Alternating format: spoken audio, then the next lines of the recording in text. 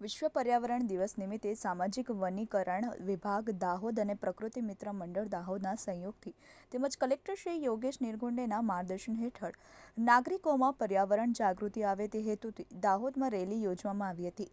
દાહોદના હાર્દસમા છાબ તળાવ ઇન્દોરી નાસ્તા હાઉસની પાછળ ઓપન પાર્ટી પ્લોટથી રેલી શરૂ થઈ સ્વામી વિવેકાનંદ સર્કલમાં સરસ્વતી સર્કલ બિરસા મુંડા સર્કલ થઈને મૂળ સ્થાને પરત ફરી હતી. આ રેલીમાં વિવિધ પર્યાવરણ પ્રેમી સંસ્થાઓ જેમ કે રેડ ક્રોસ, સહજ અને સદગુરુ વગેરેની સાથે 250 જેવા પર્યાવરણ પ્રેમીઓ તેમજ દાહોદના નગરજનોએ પર્યાવરણને બચાવવા માટેનો વિવિધ સંદેશ આપતા બેનર્સ, સૂત્રો સહિત ઉત્સાહભેર આ રેલીમાં ભાગ લીધો હતો.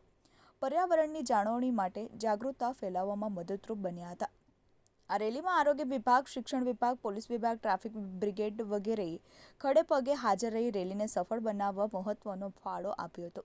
તે ઉપરાંત સામાજિક વનીકરણ વિભાગ દ્વારા જંગલ થીમ ઉપર બનાવેલ ટેબ્લો રેલીમાં આકર્ષણનું કેન્દ્ર બન્યો હતો.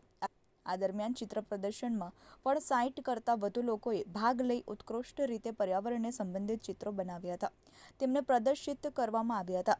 રેઇન વોટર હાર્વેસ્ટિંગનું મોડેલ પણ આ સાથે પ્રદર્શિત કરવામાં આવ્યું હતું. તેમજ પર્યાવરણ બચાવવા માટેના શપથ પણ લેવામાં આવ્યા હતા. સામાજિક વનીકરણ વિભાગ દાહોદના DCF શ્રી અમિતકુમાર નાયક અને વન વિભાગની ટીમ, આરોગ્ય વિભાગના અધિકારી શ્રી ઉદય ટીલાવતની ઉપસ્થિતિ ખૂબ પ્રેરણાદાયક રહી હતી.